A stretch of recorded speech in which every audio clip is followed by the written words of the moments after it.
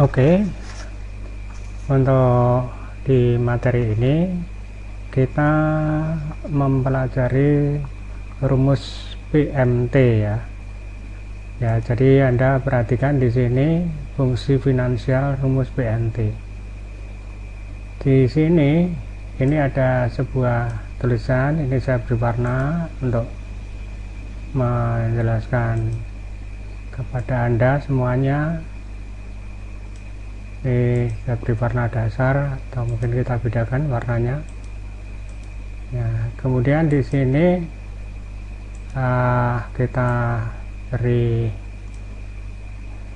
garis seperti ini. Kemudian kita rumus ini itu digunakan misalnya Anda sebagai orang yang bergerak di bidang bangunan. Orang membeli sebuah rumah itu jarang sekali yang tunai. Dia biasanya membelinya kredit karena harganya sangat mahal. Ya, bisa membeli rumah, bisa membeli mobil. Ya, harga-harga yang mahal tersebut itu bisa dilakukan dengan pembayaran mencicil ya. Yang pertama ya, itu yang Anda lakukan itu adalah mendefinisikan ini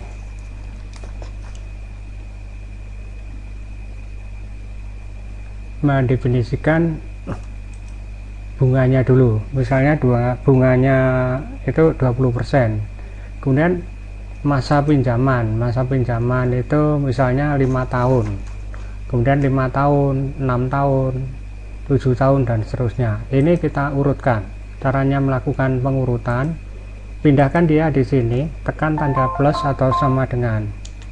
Kemudian setelah tanda plus atau sama dengan tersebut ditekan, maka bawalah dia ke angka 5 ini.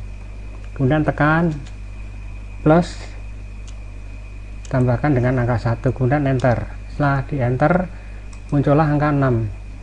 Maka kita tinggal melakukan pengkopian ke kanan. Kita tarik ke kanan seperti ini. Jadi di sini 5 tahun, 6 tahun, 7 tahun, 8 tahun, 9 tahun itu maksudnya. Kemudian jumlah pinjaman. Jumlah pinjaman itu dimulai dari 5 juta. Misalnya naiknya itu ya nggak ada ya rumah yang seharga 5 juta. Ya ini contoh saja. Jadi misalnya 50 juta, 100 juta, ini contoh, jadi supaya angkanya nggak terlalu besar yang tertulis di komputer, tapi caranya sama. Jadi kemudian pindahkan dia di sini, tekan tanda plus, bawa dia ke sini, tekan tanda plus lagi, ditambah 500.000, ketikkan 500.000, 1, 2, 3, kemudian Anda enter. Setelah muncul seperti ini, kemudian ditarik ke bawah seperti ini, maka cukup sampai 10 juta yang ini dihapus saja. Nah, kalau sudah seperti ini, kemudian perhatikan di sini, fungsi ini digunakan untuk melakukan perhitungan pembayaran angsuran, misalnya mengangsur rumah, mobil dan lain-lain. Jadi misalnya Anda melakukan perhitungan rumah, nanti jangan berpikir rumah itu langsung tunai dibayar ya. Kalau tunai, kalau diajukan ke KPR BTN, di kredit, nah itu bagaimana caranya? Caranya adalah ikuti di sini. Rumusnya adalah accounting PMT PIN. Nah, kemudian caranya gimana? Kita masuk di sini sum, kemudian more function. Nah, di dalam more function ini, di sini itu ada yang namanya finansial ya. Kalau kita mengambil all, jelas rumusnya sangat banyak. Anda bisa bayangkan ya, Anda bisa bayangkan untuk mempelajari di bidang estimasi bangunan atau rencana anggaran biaya bangunan dan perawatan gedung, itu tidak sesederhana apa yang ada di sekolah. Jadi untuk melakukan secara profesional, mau ataupun tidak, dengan era teknologi berbasis IT modern sekarang ini, Anda mau tidak mau harus mengikuti alur atau tren-tren yang baru yang ada di luar. Kemudian setelah memilih finansial di sini, kita memilih di sini mencari sampai menemukan rumus PMT. Ya, jadi di sini PMT ini setelah kita oke. Nah, di sini ada nanti PMT itu adalah rate, ampere, PV, EV, tipe. Nah, ini kalau kita oke, maka keluar seperti ini. Nah, sekarang yang dimaksud rate itu yang mana? Yang dimaksud rate ya, yang dimaksud rate itu Anda bawa ke bunga, karena bunga tempatnya di sini, Anda bawa di sini. Karena bunga itu inilah bunga per tahun, maka bunga tersebut dibagi, tekan tanda slash gini, dibagi 12.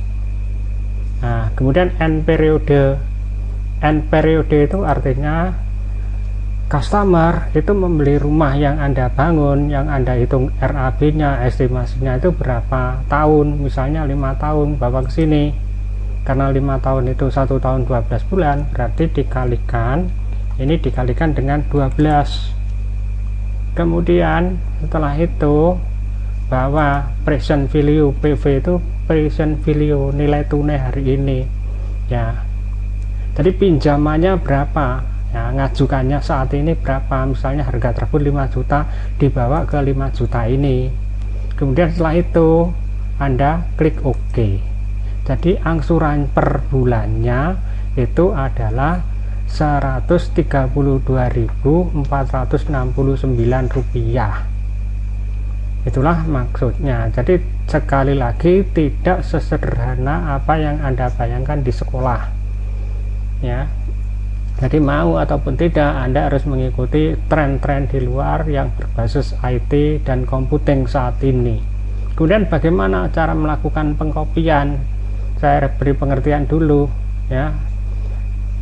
20% ini tempatnya hanya ada di B4, di tempat lain nggak ada. Makanya kalau begitu, karena ada di B4 itu di B nya nanti diikat dengan tanda dolar, 4 nya pakai tanda dolar. Kemudian yang di sini ya, ini ada B5, ini ada C5, ini ada D5, ini ada E5, ini ada F5. Maka yang diikat itu 5-nya. Cara melakukan pengikatan itu dengan memberikan tanda dolar. Yang dimaksud tanda dolar itu bagaimana? Anda klik di sini more function lagi, kemudian PMT Anda klik lagi. Jadi kalau gitu tempatkan di sini ya, tempatkan di sini, kemudian masuk lagi ke more function ya. Di sini bawa ke B4. Nah, bawa ke B4, tekan M4. Kemudian setelah itu bawa di sini. Nah, bawa ke B5, tekan M4. Karena yang tetap nanti 5-nya, jadi tekan M4 lagi, tekan M4 gitu terus sampai dia hanya 5-nya yang ada tanda dolarnya. Kemudian yang di sini nanti yang tetap itu yang A, jadi bawa ke sini, tekan M4. Nah, yang tetap A-nya, karena yang tetap A-nya yang diberi tanda dolar A-nya. Kemudian bagaimana cara melakukan kopinya? Ya, cara melakukan kopinya ini diklik, kemudian seret ke sini, kemudian seret ke kanan seperti ini, kemudian paste. Ini sudah selesai. Jadi tidak mungkin hal-hal yang seperti ini Anda lakukan manual seperti yang ada di sekolah. Ya, itulah kelemahan daripada sistem sekolah yang selama ini Anda pelajari. Mau tidak mau Anda harus mengikuti apa yang terjadi di luar.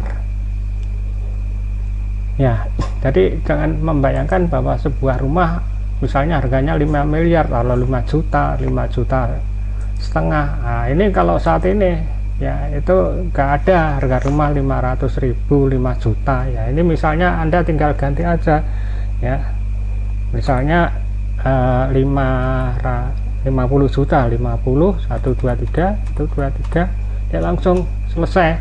Nah, kalau ada tanda pagar ini tinggal dilebarkan. Nah, seperti ini. Jadi caranya dilebarkan seperti ini. Nah, setelah dilebarkan seperti ini, jadi untuk rumah seharga 50 juta itu angsuran per bulan itu 1.200.000 ya 1.324.600 sekian, itu Anda harus mengangsur 5 tahun, dimana tiap bulannya membayar sekian.